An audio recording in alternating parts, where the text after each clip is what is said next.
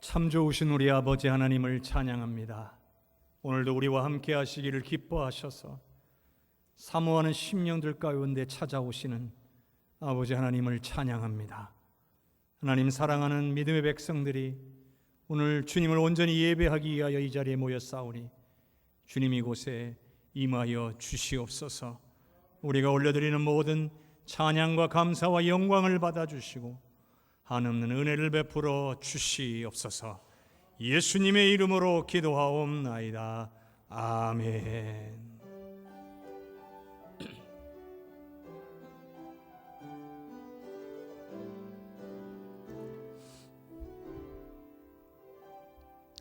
나는 하나님을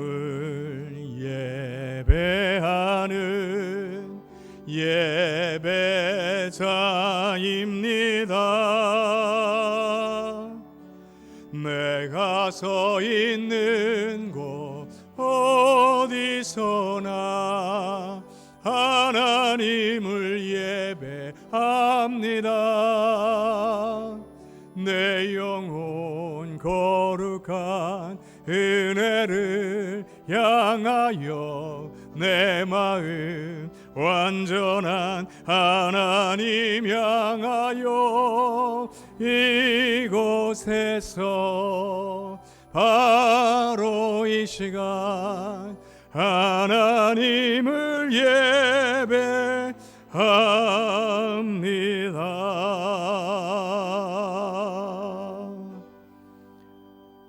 아멘.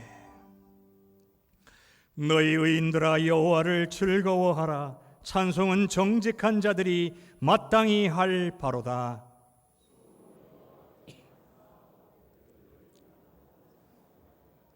새 노래로 그를 노래하며 즐거운 소리로 아름답게 연주할지어다.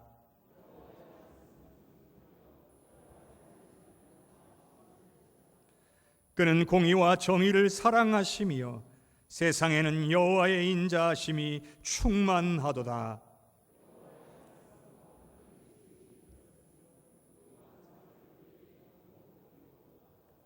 그가 바닷물을 모아 무더기같이 쌓으시며 깊은 물을 곳간에 두시도다.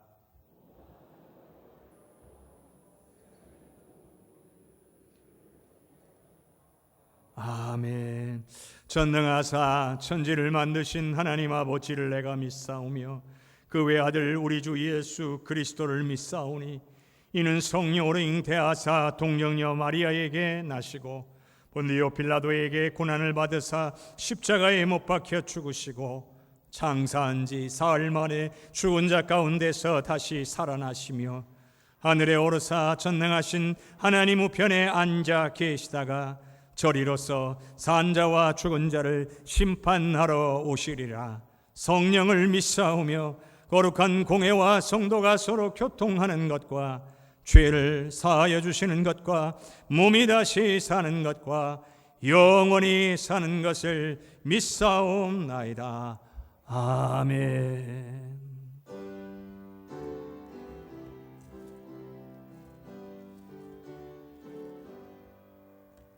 내 주를 가까이 하게 함은 십자가 짐 같은 고생이나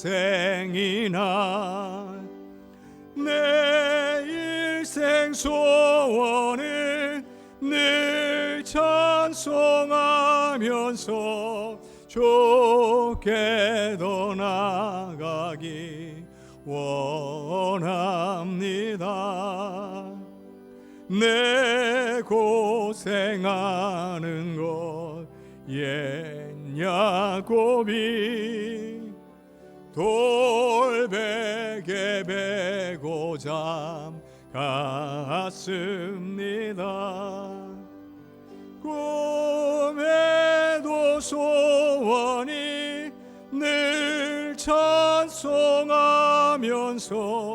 좋게도 나가기 원합니다. 전성에 가는 길 험하여도 생명길 되나니 은혜로다.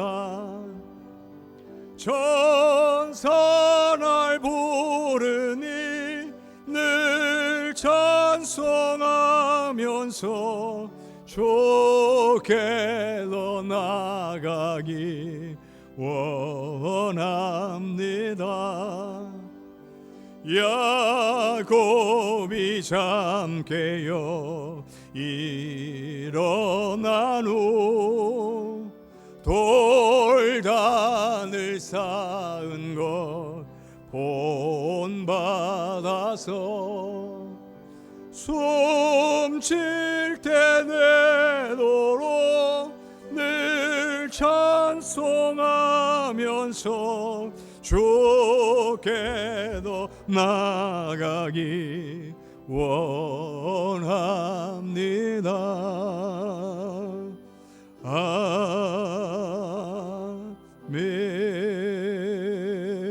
아멘.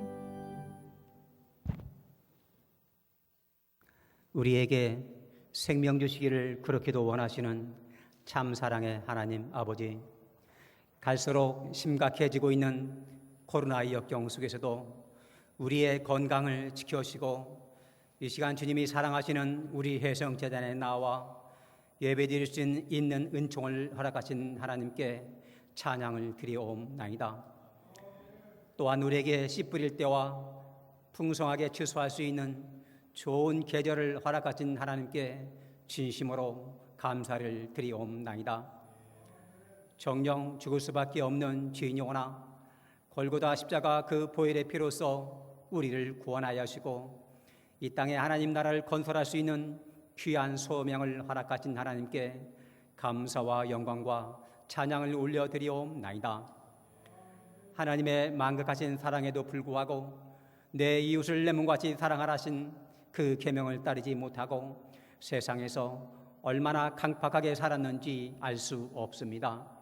이러한 불충한 모든 죄를 다 용서하여 주시고 하나님의 사랑을 나누고 베풀며 사는 귀한 소명자의 삶을 살아갈 수 있도록 잘 인도하여 주셨기를 간절히 바라옵고 원하옵나이다. 이 시간 코로나의 험한 역경 속에서도 세계 방방곡곡에서 복음을 증가하고 계시는 선교사님들을 축복하시사 성령 충만하게 하시고 건강과 성대를 보호하여 하시고 그 가정을 축복하여 주시사 자녀들이 잘 되는 축복을 허락하여 주시고 노년이 풍요롭고 아름다운 삶이 될 수 있도록 은총 내려 주시옵소서. 특별히 광명숙 선교사님을 축복하시사 70주년 기념교회 건축을 잘 감당하도 남을 건강과 큰 능력과 은총도 함께 허락하시사 하나님께 크게 영광 돌리는 귀한 선교사님이 될 수 있도록 축복하여 주시옵소서. 북한 땅을 고쳐주시사 신앙의 자유를 허락하시고 하나님만 찬양하는 복된 나라 통일의 대한민국이 될 수 있도록 인도하여 주시옵소서. 우리나라의 유정자를 기억하시사 하나님을 두려워하게 하시고 우리 민족과 역사 앞에 떳떳한 정의로운 정치를 하게 하시며 정말 힘들고 어려운 서민을 제대로 섬기는 참된 복지 국가가 될 수 있도록 축복하여 주시옵소서. 코로나 바이러스 퇴치를 위하여 애쓰시는 방역당국의 모든 분들의 땀과 눈물을 닦아주시고 이 나라에서 속히 물리칠 수 있도록 각별한 은총을 내려주셨기를 간절히 바라옵고 원하옵나이다.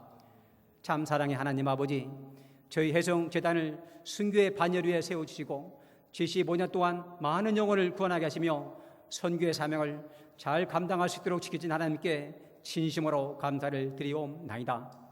앞으로 이 75년이 과거의 75년보다 더 크게 하나님께 영광 돌리는 귀한 축복이 대단히 될 수 있도록 큰 은총 허락하여 주시옵소서. 불평하며 없는 것을 자꾸 달라고 하기보다는 있는 것에 감사하며 찾아서 감사하고 만들어서 감사하며 범사에 감사하고 우리가 가지고 있는 것으로 다시 한번 부응할 수 있도록 축복의 길로 인도하여 주시옵소서.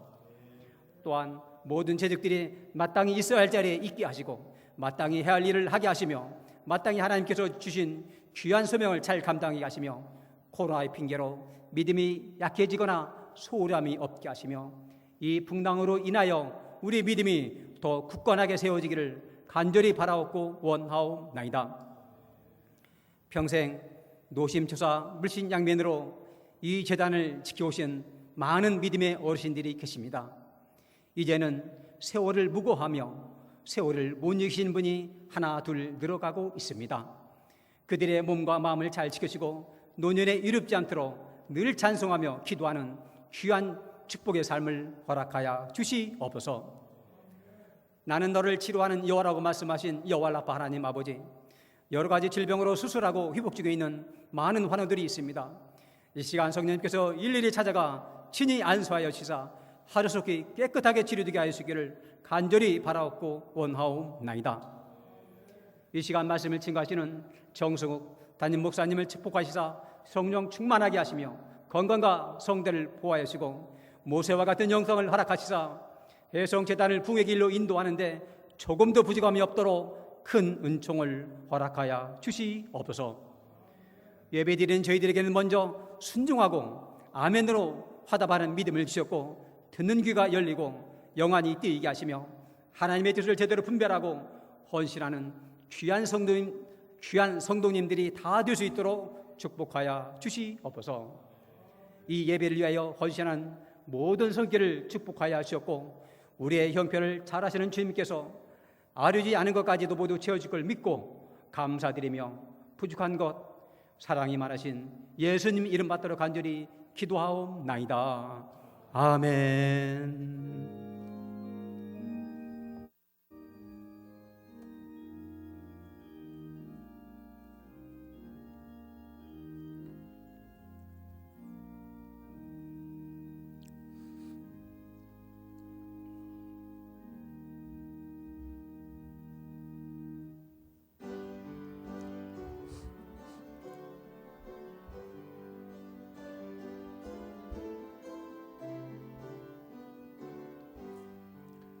나의 생명 드리니 주여 안아주셔서 세상 살아갈 동안 찬송하게 하소서. 나의 보아 되리니 주여 받아주셔서 하늘나라 위하여 주 뜻대로 쓰소서. 나의 시간들이 주여 받아주셔서 영생토록 주 위에 봉사하게 하소서. 아멘. 참 좋으신 아버지 하나님, 고맙고 감사합니다. 주님의 크신 은혜와 능력과 사랑으로 지난 한 주간도 지켜주시고 보호해 주시며 인도하여 주신 그 은혜에 감사와 영광을 올려드립니다. 내게 주신 모든 것이 다 주님의 것이라고 고백하며 드리는 10분의 1을 받아 주시옵소서. 이루어 주신 것에 감사, 앞으로 이루어 주실 줄로 믿고 감사드리는 예물을 받으시옵소서. 하나님 나라 확장을 위하여 드리는 선교의 예물을 기쁘게 받아 주시옵소서. 마음을 정하고 뜻을 정하여 드리는 작정의 예물을 받아 주시옵소서. 또한 하나님께서 은혜로 치료하시고 회복케 하여 주심으로 태어나게 하신 것에 감사하며 드리는 예물을 기쁘게 받아 주시고 건강으로 채워 주시고 회복케 하여 주시옵소서. 또한 자녀의 개업을 놓고 기도하며 드리는 이 감사의 예물을 받으시고 하나님이 함께해 주시는 거룩한 기업이 되게 하여 주시옵소서. 사랑하는 우리 모든 성도들, 주님 앞에 나올 때마다 이렇게 예물을 구별하여 정성스럽게 올려드리오니 주님 기쁘게 받으시고 오로지 하나님의 나라와 역사와 영광만을 위하여 사용하심으로 하나님께만 영광되게 하시고 드린 모든 손길들에게는 은혜와 기쁨이 충만하게 하여 주시옵소서. 또한 아버지, 예배가 예배될 수 있도록 보이는 곳이나 보이지 않는 곳에서 헌신하는 귀한 백성들을 기억하시고 섬기는 기쁨이 충만하게 하여 주시옵소서. 주님 주신 은혜에 감사와 영광을 올려드리옵고 예수 그리스도의 이름으로 기도하옵나이다. 아멘.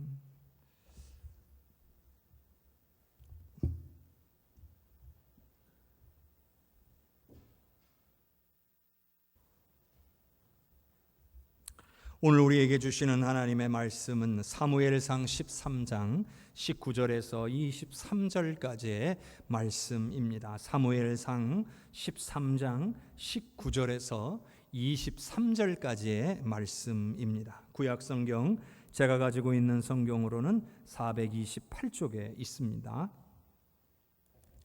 그때 이스라엘 온 땅에 철공이 없었으니 이는 블레셋 사람들이 말하기를 히브리 사람이 칼이나 창을 만들까 두렵다 하였음이라.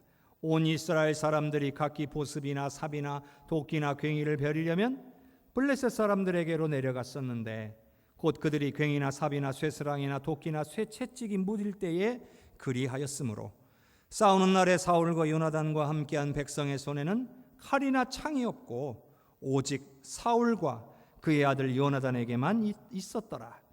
블레셋 사람들의 부대가 나와서 믹마스기에 이르렀더라. 아멘. 주님께서 오늘 우리에게 주시는 말씀입니다. 우리 옆에 계신 성도님들과 인사 나눕시다. 사랑합니다. 축복합니다. 사랑합니다. 축복합니다. 사랑합니다. 축복합니다. 우리 주님의 은혜와 사랑이 우리 사랑하는 모든 성도님들과 가정에 넘치시기를 주님의 이름으로 축복합니다. 요즘은 전쟁이 많이 없죠. 근데 과거에는 참 전쟁이 많았습니다. 여러 가지 사회적, 경제적, 문화적, 또 국제 정세 이런 것들에 의해서 갈수록 전쟁을 하기 어려운 구조가 되어져 가고 있죠. 그러나 보이지 않는 곳에서는 여전히 전쟁은 아주 심각하다고 할 수 있습니다. 경제적인 전쟁, 문화적인 전쟁, 종교적인 전쟁, 정치 외교적인 전쟁, 이런 일들은 우리 눈에는 잘 보이지 않아도 더 극심하게 일어나고 있습니다. 그런데 이 전쟁에서 승리하는 요인이 여러 가지가 있는데 그 중에서도 가장 기본적이고 일반적인 승리의 요인이라고 할 수 있는 것은 당연히 무기입니다. 무기가 좋아야 전쟁에 승리할 수가 있습니다. 어느 정도의 전쟁의 결과를 예측할 수 있는 것은 무기가 어느 정도 우세한가, 이걸 보면 알 수가 있는 겁니다. 인류의 역사를 보면 옛날에 돌을 사용하던 시대가 있었고 돌을 도구로 사용하던 시대가 있었고 이것을 가리켜서 석기 시대라고 불렀습니다. 그러다가 청동기를 사용하는 청동기 시대가 왔고 또 그러다가 철을 사용하는 철기 시대가 왔습니다.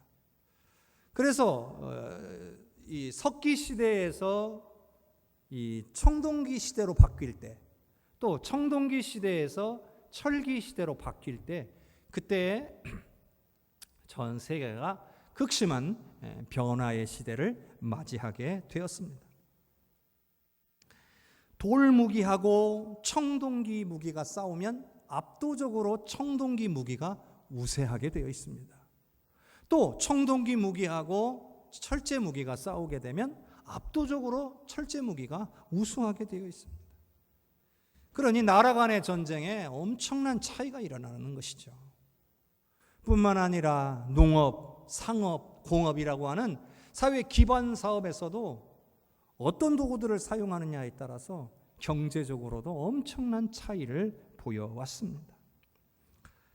현재도 소위 강대국으로 불리우는 나라들은 첨단 무기를 보유하고 있습니다.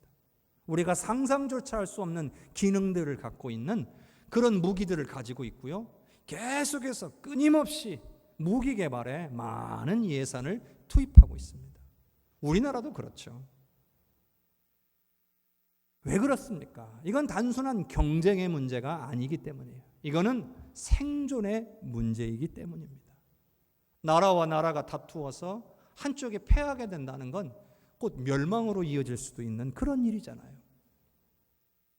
제가 왜 이런 말씀을 드리느냐, 오늘 사무엘상 말씀을 우리가 읽었는데요, 이 말씀의 배경이 되는 시대가 철기 시대입니다. 당시에 강국으로 불리우는 나라나 민족들은 철로 된 무기를 제작해서 사용할 수 있는 능력을 보유한 국가들이었습니다. 그러다 보니까 주변 나라들, 아직 철기 문화를 받아들이지 못한 나라들은 이런 강대국들에 의해서 고통을 당하거나 멸망을 당해 왔던 것이죠. 오늘 말씀에 나오는 블레셋이라고 하는 민족들도 철기 문화로 인해서 강한 민족이었습니다. 그런데 이스라엘은 그렇지가 않았어요. 문제는 블레셋과 이스라엘이 인접해 있다 보니까 전쟁이 끊이지 않았던 겁니다. 피할 수가 없었어요. 그런데 둘의 엄청난 차이가 있었습니다. 그게 문제였던 거예요. 자, 오늘 19절의 말씀, 13장 19절의 말씀을 한번 같이 읽어보겠습니다. 그때에 이스라엘 온 땅에 철공이 없었으니 이는 블레셋 사람들이 말하기를 히브리 사람이 칼이나 창을 만들까 두렵다 하였음이라. 주변의 강국들은 철을 다룰 줄을 알아서 철로 칼이나 창 같은 무기를 만들어서 스스로를 강하게 했습니다. 그러나 오늘 말씀해 보니까 이스라엘에는 철공이 한 명도 없었대요. 말하자면 철을 다룰 줄 아는 기술자가 한 명도 없었다는 겁니다. 블레셋에는 분명히 철을 다루는 기술이 있었는데 이 기술을 이스라엘에는 절대로 전수해 주지 않았다는 이야기인 거죠. 왜 그랬을까요? 적국이니까요. 적이에요. 적국에 군사적으로 매우 중요한 기술을 넘겨줄 나라가 있을까요? 없죠. 지금도요, 중요한 기술은 절대로 외부로 유출되지 않게 아주 철저하게 지킵니다. 자, 그런데 이스라엘은 인구도 많았습니다. 유사시에 군사를 동원하면 일시에 모여가지고 전쟁을 치를 수 있는 군사의 숫자가 많았습니다. 또 가장 중요한 것인데요, 이스라엘에는 위대한 신이 있었습니다. 이스라엘이 싸우면 그 전쟁을 이기게 만드는 위대한 신이 있었다는 겁니다. 그런데 거기에 철로 된 무기까지 갖추게 된다면 여러분, 주변 민족들은 다 어떻게 되겠습니까? 이스라엘 백성들에게 멸망을 당하거나 속국이 되고 말 것입니다. 그러니 블레셋 입장에서는 절대로 이 철을 다루는 기술을 이스라엘 땅에 건네줄 수가 없는 겁니다. 여러분, 그런데 이 생각을 해봐야 됩니다. 그러면 이스라엘은 아예 철로 된 도구를 하나도 사용하지 않았느냐? 근데 그건 또 아니었습니다. 자, 20절과 21절을 함께 읽어보겠습니다. 온 이스라엘 사람들이 각기 보습이나 삽이나 도끼나 괭이를 벼리려면 블레셋 사람들에게로 내려갔었는데 곧 그들이 괭이나 삽이나 쇠스랑이나 도끼나 쇠 채찍이 무딜 때에 그리하였으므로. 여기 보면 여러 가지 철로 된 도구들을 이스라엘 백성들이 사용하고 있다는 것을 분명하게 알 수가 있습니다. 그런데 문제는요, 이 도구들을 사용하다 보면 무뎌지기도 하고 부서지기도 합니다. 그러면 이걸 고쳐야 되잖아요. 그러면 어떻게 하느냐? 철공이 없었다고 했잖아요. 그러니 이걸 그대로 가지고 블레셋 가가지고 고쳐왔다는 거예요. 자, 이 말씀을 보면서 우리가 이런 생각을 몇 가지 해볼 수가 있어요. 자, 첫째는 뭐냐면, 그러면 이 도구들은 처음에 어디에서 가져온 것일까요?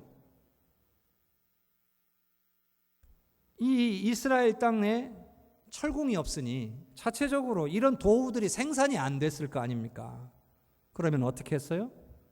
돈 주고 사왔을 거 아니겠습니까? 블레셋 사람들에게 가서 돈 주고 사온 겁니다. 자, 두 번째로요. 고장나거나 무뎌지면 어떻게 하겠습니까? 또 블레셋 가서 돈 주고 고쳐와야 됩니다. 그러면 세 번째로, 그러면 여기서 이 도구들은 다 뭐 하는 데 쓰는 도구들입니까? 주로 농사를 짓거나 생계를 유지하는 데 사용되는 생필품입니다. 자, 이 같은 내용들을 한 가지로 딱 종합해 보면 딱 이런 사실이 나옵니다. 결국 이스라엘 백성들은 블레셋에게 경제적으로 매일 수밖에 없다. 블레셋 사람들이 부르는 게 값이에요. 기술이 가진 사람들이 이곳저곳에 있으면 서로 경쟁하느라 양질의 제품도 나오고 가격도 싸지게 되는 거거든요. 그런데 블레셋이 독점하고 있는 거예요. 그러면 블레셋 사람들이 부르는 게 값입니다. 그러니 블레셋은 점점 부유해질 수밖에 없고 이스라엘은 점점 가난해질 수밖에 없는 구조예요. 그러니까 경제적으로도 경제적인 전쟁에서도 이미 지고 있는 거예요. 여러분, 현재 우리나라가 그래도 경제적으로 많이 부유해졌잖아요. 그런데 이렇게 부유해질 수 있었던 것은 무엇 때문이에요? 기술 개발 때문이죠. 우리나라에게 뛰어난 기술이 있기 때문이에요. 자원이 현저하게 부족한 나라가 부강해질 수 있는 방법은 기술 개발밖에 없습니다. 자, 그런 것처럼 기술이 없으니까 이스라엘 백성들은 가난해질 수밖에 없는 거예요. 더군다나 이 블레셋 사람들이 철기 기술만 안 넘겨준 게 아니라 군사적인 무기는 아예 팔지도 않았어요. 이스라엘 백성들에게 철제 무기 자체를 팔지를 않은 거예요. 그러니 군사적으로도 비교가 안 되는 거죠. 자, 22절 한번 같이 읽어보겠습니다. 싸우는 날에 사울과 요나단과 함께한 백성의 손에는 칼이나 창이 없고 오직 사울과 그의 아들 요나단에게만 있었더라. 말도 안 되는 일이잖아요. 블레셋하고 전쟁을 하려는데 칼이나 창으로 무장한 군대로 맞서야 되는데 왕하고 그 아들 둘을 제외하고는 아무도 칼이나 창을 든 자가 없었대요. 그러면 전쟁을 어떻게 해요? 그냥 막대기 같은 거 하나 들고 아니면 맨몸으로 싸울 수밖에 없는 것 아니에요. 싸우다가 우연히 그냥 잘 돼가지고 상대방 무기 빼앗으면 이제 그 무기 들고 싸우는 거죠. 여러분, 이게 말이 됩니까? 상대가 되겠습니까? 일반적 상식으로는 말이 안 되는 이야기예요. 그런데 여기서 우리가 한 가지 의구심을 가져야 될 게 있어요. 그게 뭐냐면, 아니 그렇다면 이스라엘 백성들은 과거에 어떻게 이 가나안 땅을 차지할 수 있었을까? 가나안 땅에는 기골이 장대한 아낙 자손의 후손들이 많이 살고 있었는데 어떻게 그들을 쫓아내고 몰아낼 수 있었을까? 그리고 수백 년을 살면서 주변의 민족들과의 상황 가운데서 어떻게 나라가 망하지 않고 버틸 수 있었을까? 우리는 이런 의구심을 가져야 돼요. 여러분, 생각해 보세요. 너무 놀라운 일 아닙니까? 이렇게 현격한 군사적인 차이가 나는데도 어떻게 버틸 수 있었을까요? 망했어도요, 진즉에 망했어야 정상입니다. 그런데 안 망했단 말이에요. 그러면 안 망한 이유가 있겠죠. 지금까지 이스라엘이라는 나라가 지키고 보존된 이유가 있을 거 아니에요. 답은요, 하나입니다. 성경을 아무리 찾아봐도 다른 답은 찾을 수가 없어요. 딱 하나의 답이 있는데 그건 바로 이스라엘 백성들과 함께 하신 만군의 하나님 여호와, 바로 그것이 이유입니다. 하나님께서 놀라운 방법으로 모든 상황을 이끄셨기 때문이에요. 이 말도 안 되는 경제적, 군사적 차이를 극복하게 만드는 그 힘이 하나님으로부터 나온 거라는 사실입니다. 그러니까 하나님이 그동안 지켜주시고 승리케 해주신 거예요. 이스라엘 백성들이 잘나서도 아니고, 그들이 힘을 갖고 있어서도 아니고, 그들이 숫자가 많아서 그런 것도 아니고, 그냥 하나님이 지켜주시고 하나님이 그 싸움마다 이기게 해주셨기 때문에 이긴 거예요. 그러니 주변의 민족들이요, 이스라엘 백성들이 무서워서가 아니라 하나님이 무서워서 못 건든 거예요. 그래서 이 엄청난 차이에도 불구하고 이스라엘은 생존해 왔던 거예요. 성도 여러분, 모든 문제를 해결하실 능력이 오로지 전능하신 하나님께만 있음을 믿으시기를 바랍니다. 자, 사무엘상 13장 5절에서 7절까지의 말씀 우리 화면을 통해 같이 읽어봅시다. 블레셋 사람들이 이스라엘과 싸우려고 모였는데 병거가 3만이요 마병이 6,000명이요 백성은 해변에 모래같이 많더라. 그들이 올라와 베다웬 동쪽 믹마스에 진침해 이스라엘 사람들이 위급함을 보고 절박하여 굴과 수풀과 바위 틈과 은밀한 곳과 웅덩이에 숨으며 어떤 히브리 사람들은 요단을 건너 갓과 길르앗 땅으로 가되 사울은 아직 길갈에 있고 그를 따른 모든 백성은 떨더라. 이스라엘 백성들과 싸우러 올라온 블레셋 군사의 숫자가 여기 너무나 잘 나와 있잖아요. 병거가 3만이라고 했어요. 병거, 말로 말하면 이 전차 같은 거죠. 근데 그냥 병거겠어요? 철을 잘 다루니까 철병거죠. 막 지축을 올리며 달려오기만 해도 막 무시무시했을 겁니다. 거기에 마병이 6,000이랍니다. 마병이 뭐예요? 말탄 병사를 가리키는 거잖아요. 기마병인 셈이죠. 허리에는 칼을 차고 손에는 창을 들고 막 때를 지어서 진군에 6,000의 마병이 진군에 온다고 생각해 보십시오. 무시무시하지 않겠습니까? 게다가 다른 백성들의 숫자는 해변에 모래같이 많대요.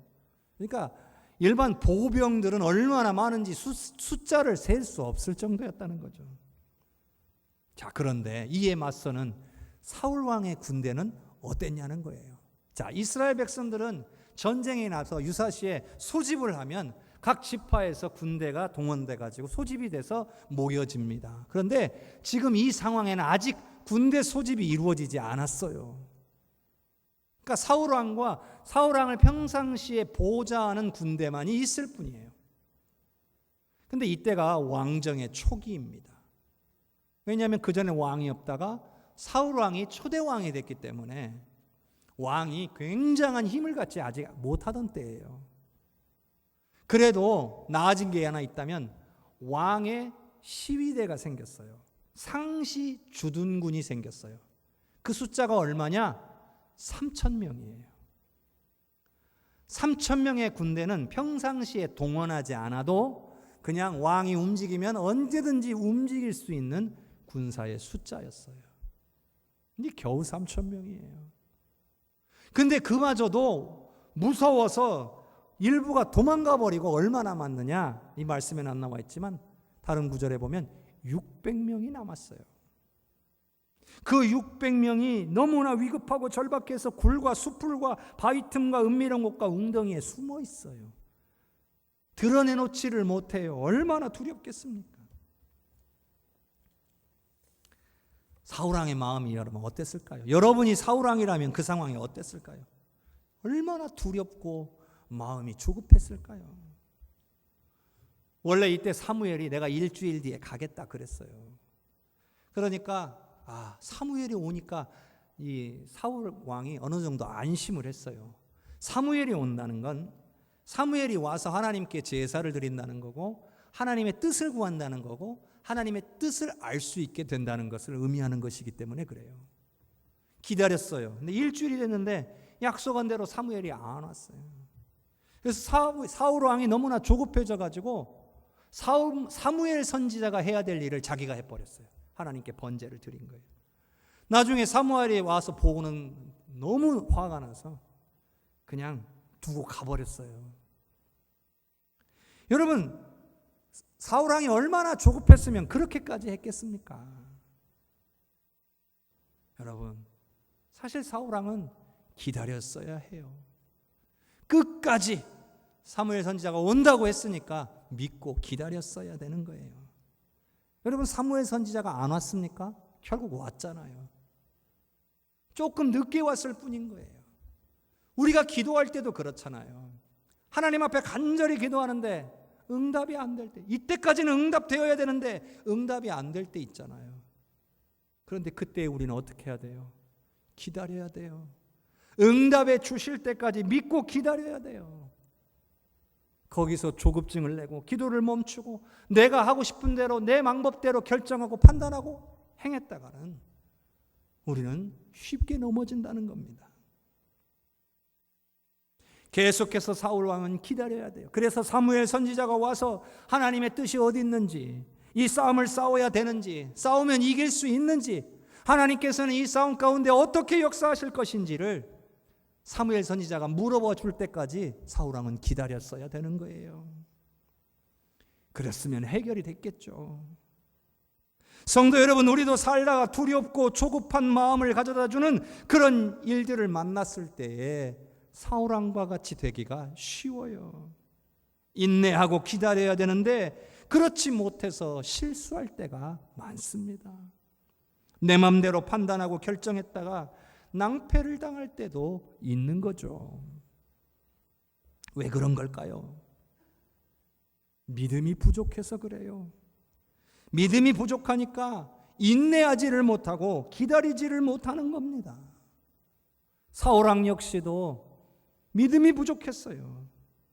눈에 보여지는 상황은 너무나 다급하잖아요. 누가 봐도 너무나 다급한 상황이에요. 그런데 믿음이 없으니까 믿음의 눈으로 이 상황을 볼 수가 없는 거예요. 믿음의 눈이 없는 거죠. 믿음이 있는 사람들은 상황을 보기보다 상황 위에 계시는 하나님을 보는 것입니다. 아무리 응답이 더뎌도 기다릴 수 있는 것은 우리 하나님은 전능하시며 나를 버리지 않는 분이시고 끝까지 나와 함께 하시는 분임을 믿기 때문인 겁니다. 그렇게 믿음이 있으니까 기다릴 수 있는 거예요. 아무리 힘들어도 아무리 두려워도 끝까지 기다리는 거예요. 우리가 하나님의 말씀을 가까이 하고 늘 묵상해야 되는 이유가 바로 여기에 있는 겁니다. 우리는 하나님의 말씀을 통해서 살아계신 하나님의 뜻을 알 수가 있어요. 나를 향하신 하나님의 계획을 깨달을 수가 있는 겁니다.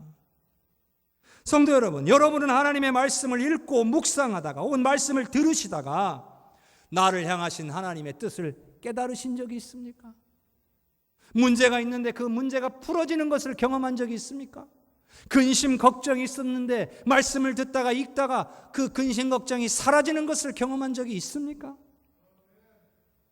만일 그런 경험이 단 한 번도 없다면 이는 참으로 안타까운 일입니다.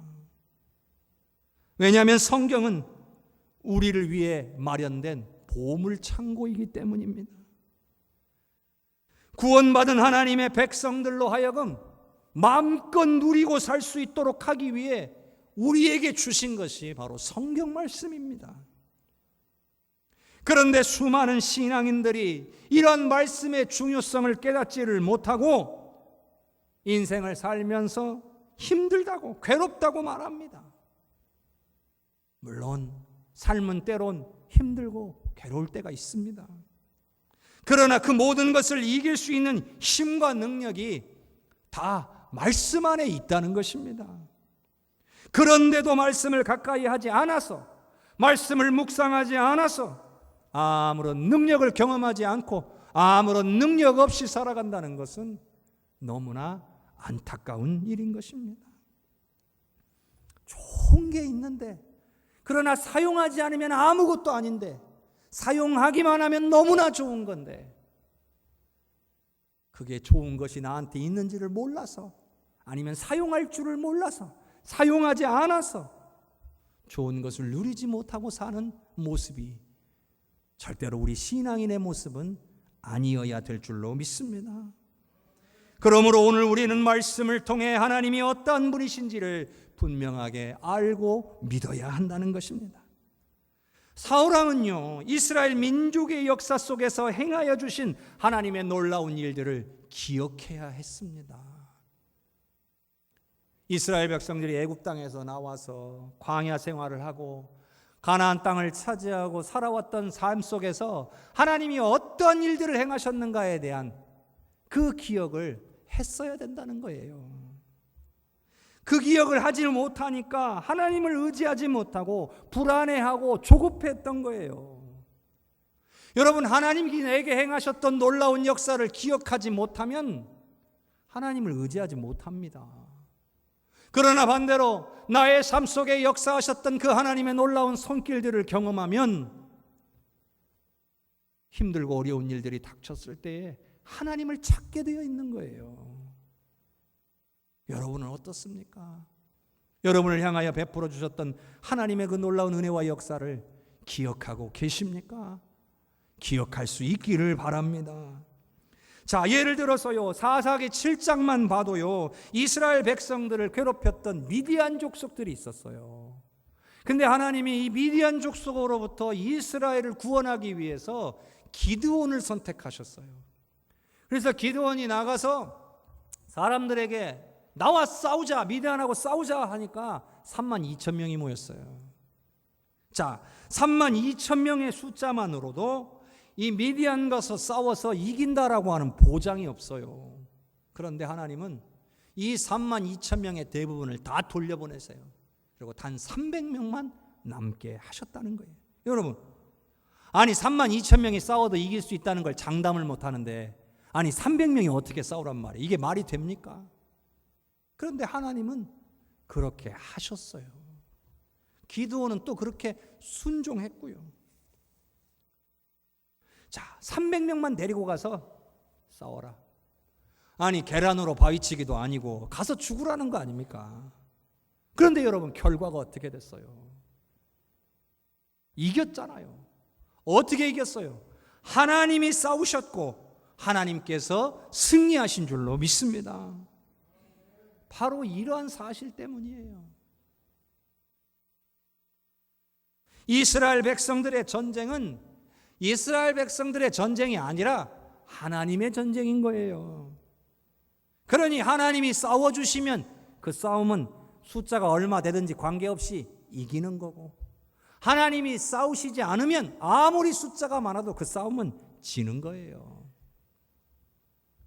그러니 하나님의 전쟁은 오로지 하나님만을 믿고 의지해야 이길 수 있는 전쟁인 거예요.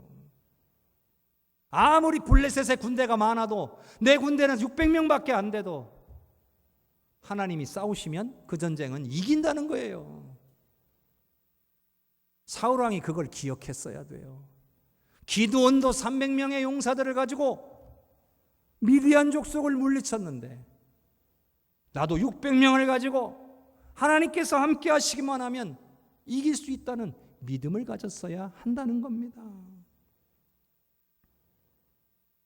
하나님은 숫자가 중요하지 않아요. 32,000명과 함께해도 이기실 수 있는 분이고 300명하고 함께해도 이기시는 분이에요. 아니 아무도 없어도 이기실 수 있는 분이에요. 그런데 왜 300명이었을까? 이건 사람의 힘으로 이기는 싸움이 아니라 하나님이 역사하시면 이긴다는 것을 보여주시기 위한 싸움인 거예요. 300명의 용사들은 증인들입니다. 증인들이에요. 하나님께서 싸우셨고 하나님께서 이기셨다라고 증언할 사람들인 거예요. 만일 32,000명이 싸워서 이겼다면 그들은 이건 하나님이 이기신 거라고 고백하지 않고 우리가 잘 싸워서 이긴 거라고 착각할 수도 있습니다. 여러분, 우리가 나약하고 힘들고 부족하고 연약해도 내 힘으로는 아무것도 할 수 없는데 하나님이 역사하셔서 우리가 승리하게 되면 우리 입술로는 당연하게 하나님이 하셨노라고 고백할 겁니다. 그런데 내가 아직 건강하고 내가 아직 능력 있고 내가 아직 인맥도 괜찮고 내가 아직 재정도 괜찮고 그래서 어떤 역사가 일어나면 하나님이 하셨노라고 고백하기가 쉽지가 않아요. 우리는 어떠한 상황에서도 하나님을 의지하고 하나님께서 하셨노라고 고백할 수 있는 오늘 저와 여러분이 될 수 있기를 바랍니다. 하나님의 전쟁은 칼과 창이 철로 되어 있느냐에 달려 있는 것이 아닙니다. 병거와 마병의 숫자에 달려 있는 것도 아닙니다. 군대의 숫자가 많고 적으냐에 달려 있는 것도 아니라 오로지 하나님께 달린 것입니다. 사울 왕은 이것을 믿어야 했습니다. 이 믿음이 부족했던 것입니다. 성도 여러분, 우리가 살다 보면 수많은 어려움들을 만납니다. 내 힘으로 어찌할 수 없는 그런 어려움들 앞에서 두려워하고 낭망합니다. 바로 그때 우리에게 필요한 것은 오로지 믿음입니다. 믿음이 바로 오늘 저와 여러분의 유일한 무기인 겁니다. 나는 할 수 없지만 하나님은 하실 수 있다고 하는 믿는 그 믿음이 모든 것을 이기고 견디게 만드는 능력인 것입니다. 사람의 눈으로 볼 때 말도 안 되는 것처럼 보이는 싸움도 하나님께서 역사하시면 이길 수 있음을 여러분 믿으실 수 있기를 바랍니다. 그 어떤 질병도 하나님이 역사하시면 다 고침받을 수 있습니다. 그 어떤 삶의 문제도 하나님께서 역사하시면 다 해결될 수 있는 것입니다. 믿으시기를 바랍니다. 하나님께서는요, 분명히 이스라엘 백성들에게 가나안 땅에서의 복과 번영을 약속해 주셨습니다. 단 조건이 있었죠. 하나님만 사랑하고 하나님의 말씀대로 순종하라는 것이었습니다. 그러나 번번이 이스라엘 백성들은 하나님의 말씀을 잊었고 순종하는데 실패했습니다. 그 결과 복과 번영을 누린 것이 아니라 늘 주변 민족들에게 고통을 당해야 했다는 겁니다. 만일 그들이 하나님이 택하신 백성이 아니었다면 그들은 망해도 진즉에 망했을 겁니다. 하나님이 택하셨고 하나님이 사랑하시는 백성이라는 그 이유 하나만으로 그래도 그들은 늘 보존되었고 하나님이 늘 회복시켜 주셨어요. 회개하고 돌아오기만 하면 회복시켜 주셨던 거예요. 여러분, 우리도 마찬가지. 오늘 우리도 하나님의 백성들이고 하나님의 자녀입니다. 우리를 향하신 하나님의 약속도 조금도 다르지 않습니다.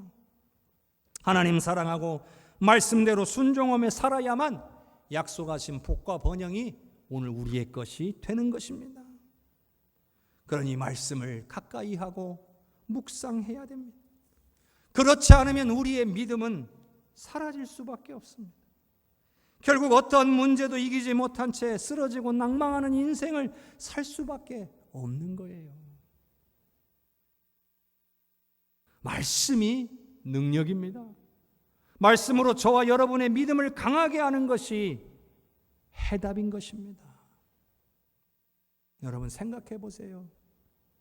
내가 살다가 내 힘으로 감당할 수 없는 진짜 어려운 문제들을 만나서 정말 하나님 의지하지 않고는 하나님께 구하지 않고는 어떻게 할 수 없는 상황을 만나서 그냥 하나님 앞에 엎드려 가지고 그때 하나님이 역사해 주신 놀라운 은혜를 경험하고 살아계신 하나님을 경험하고 하나님을 온전히 믿게 되는 것 하고 오늘 늘 말씀을 가까이 하며 그 말씀 속에서 그 믿음이 강하여지는 거라고 여러분 어떤 것이 더 좋습니까? 고생은 고생대로 다 하고 하나님 앞에 막 엎드릴 대로 간절히 구할 것 다 구해서 그렇게 은혜 받으시고 그렇게 믿음이 강하여지기를 원하십니까? 아니면 말씀을 늘 가까이 하고 묵상해서 삶의 순간순간마다 그 말씀의 능력으로 이기면서 여러분의 믿음이 강하여지기를 더 원하십니까? 여러분 택하셔야 합니다. 여러분께서 말씀을 가까이 하고 말씀으로 그 믿음이 강하여지기를 선택할 때에 성령께서 도와주실 줄로 믿습니다. 기도하겠습니다. 우리가 한 목소리로 기도할 때에 하나님 삶의 문제 앞에서 늘 넘어지고 낭망하지 않기를 원합니다. 믿음이 부족해서 늘 조급해하고 내 마음대로 판단하고 해결하려 하지 않기를 원합니다. 믿음을 주시옵소서. 말씀을 묵상할 때에 하나님의 음성을 들려주시옵소서. 깨닫게 하여 주시옵소서. 그래서 온전히 하나님만 믿고 의지하게 하여 주시옵소서. 승리하는 삶을 살게 하여 주시옵소서. 우리 다같이 아침하여 기도하겠습니다. 주여 주여 주여. 은혜가 뭉상하신 아버지 하나님, 주님의 은혜를 찬양합니다. 하나님, 넓은 삶의 문제 앞에서 늘 넘어지고 낭망하지 않기를 원합니다. 믿음이 부족해서 늘 조급해하고 내 맘대로 판단하고 해결하려 하지 않기를 원합니다. 아버지여, 믿음을 주시옵소서. 믿음을 주시옵소서. 아버지 하나님, 부족합니다. 끝까지 하나님만 의지할 수 있도록 믿음을 주시옵소서. 말씀을 묵상하기를 원합니다. 말씀을 더 가까이 하기를 원합니다. 하나님의 음성을 들려주시고 깨닫게 하여 주시옵소서. 그래서 아버지, 굳건한 믿음으로 하나님만 믿고 의지하게 하여 주셔서 승리하는 삶을 살게 하여 주옵소서. 아버지 하나님, 이 땅의 원수마귀에게 속아서 늘 지고 괴로워하고 낭망하는 자가 아니라 예수의 이름으로 승리하며 아버지 하나님의 은혜와 번영과 복을 누리며 살아가는 사랑하는 우리 성도들이 다 될 수 있도록 하늘의 은혜로 채워주시고 인도하여 주시옵소서. 좋으신 하나님, 삶의 문제 앞에 늘 넘어지고 낭망하지 않기를 원합니다. 믿음이 너무나 부족해서 늘 조급해하고 두려워하며 내 마음대로 판단하고 해결하려 하지 않기를 원합니다. 주님, 우리에게 믿음을 주시옵소서. 믿음을 주시옵소서. 하나님의 말씀을 더 가까이 하고 묵상하기를 원하오니 하나님의 음성 들려주시고 온전히 깨닫게 하여 주옵소서. 그래서 하나님만 온전히 믿고 의지하여 승리하며 살게 하여 주옵소서. 더 이상 원수마귀에게 속아서 좌절하고 낭망하고 쓰러지고 괴로워하고 아파하는 그런 삶이 아니라 말씀의 능력으로 이기고 예수 그리스도의 이름으로 이기고 승리하며 살아가는 능력 있는 성도, 하나님이 약속하신 복과 번영을 누리며 살아가는 사랑하는 우리 해성교회 모든 성도들이 다 되게 하여 주옵소서. 예수 그리스도의 이름으로 기도하옵나이다. 아멘.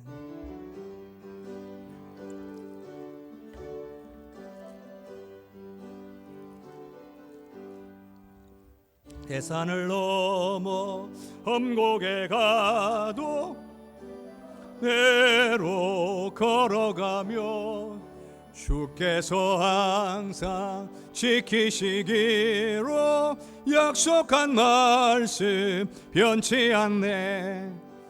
하늘의 영광 하늘의 영광 나의 맘속에 차고도 넘쳐 할렐루야를 힘차게 불러 영원히 주를 찬양하리. 깜깜한 밤에 다닐지라도 주께서 나의 길 되시고 나에게 밝은 빛이 되시니 길 잃어버릴 염려 없네. 하늘의 영광 하늘의 영광 나의 맘속에 차고도 넘쳐 할렐루야를 힘차게 불러 영원히 주를 찬양하리. 광명한 그 빛 마음에 받아 찬란한 천국 바라보고 할렐루야 홀로 날마다 빛에 걸어가리. 하늘의 영광 하늘의 영광 나의 맘속에 차고도 넘쳐 할렐루야를 힘차게 불러 영원히 주를 찬양하리. 아멘. 교회에서 식전하겠습니다. 오늘은 창조절 5째 주일이고 세계 성만찬 주일이며 군선교 주일이기도 합니다. 해마다 성만찬 주일이 되면 우리가 성찬식을 진행했었는데요. 작년과 올해 2년 연속 코로나19 상황으로 성만찬 주일을 진행하지 못하고 있습니다. 우리 성찬을 못한 지가 꽤 되었는데요. 이 귀한 성찬의 예식을 속히 할 수 있는 날이 올 수 있도록 여러분들 기도 많이 해 주시기를 바랍니다. 계속해서 전교인 성서 통독이 진행되고 있습니다. 이번 주에는 사무엘하 20장에서 열왕기상 12장까지 여러분들께서 함께 읽으시면 되겠습니다. 꼭 시간 내셔서 함께 해주시길 부탁을 드리고요. 정기 재직회가 예배 마치고 바로 있겠습니다. 기억해 주시고, 또 권사의 모임이 있었고요. 전체 교사의 모임은 다음 주에 있습니다. 정한 시간과 정한 장소에서 모이실 때에 꼭 방역 수칙 잘 지켜서 은혜로운 모임이 될 수 있기를 바랍니다. 그리고 반찬 나누기, 사랑의 반찬 나누기를 다시 진행할 예정입니다. 그래서 가정에 계신 빈 그릇 가져오셔야 반찬 나누기가 진행되는데 많은 도움을 얻는다고 합니다. 협력해 주시길 부탁을 드리겠고요.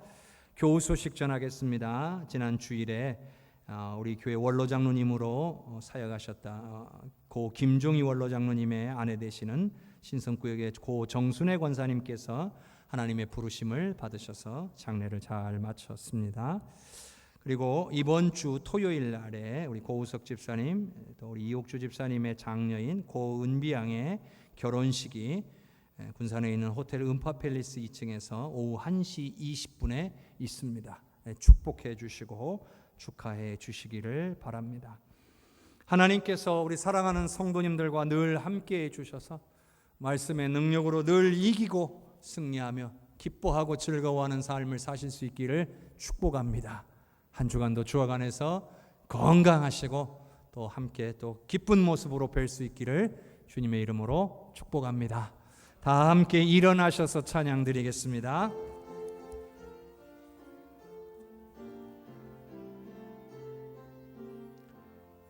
성령의 은사를 나에게 채우사 주님의 사랑 본받아 나 살게 하소서.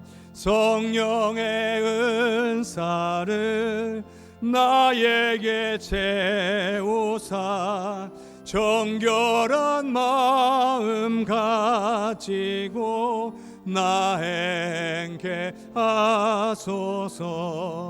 성령의 은사를 나에게 채우사 더러운 세상 탐욕을 다 태워주. 성령의 은사를 나에게 채우사 영원한 주님 나라에 나 살게 하소서. 아멘. 여호와는 내게 복을 주시고 너를 지키시기를 원하며 여호와는 그의 얼굴을 내게 비추사 은혜 베푸시기를 원하며 여호와는 그 얼굴을 내게로 향하여 드사 평강 주시기를 원하노라. 지금은 우리를 구원하신 예수 그리스도의 은혜와 아버지 하나님의 그 크신 사랑과 성령님의 역사하시고 교통하시는 은혜가 말씀으로 더 굳센 믿음 얻기를 소원하며 성령의 도우심을 받아 이 세상의 모든 근심, 걱정, 어려운 일들을 믿음의 능력으로 싸워 이기기를 소망하는 모든 성도들 위해, 가족들 위해, 산업 위해, 우리 해성교회 위해, 나라와 민족과 열방 위해, 전세계 퍼져 복음 증거하시는 귀한 선교사님들과 모든 사역 위해, 70주년 기념교회 모든 건축의 가정 위해 이제로부터 영원토록 함께 계시옵기를 간절히 축원하옵나이다. 아멘.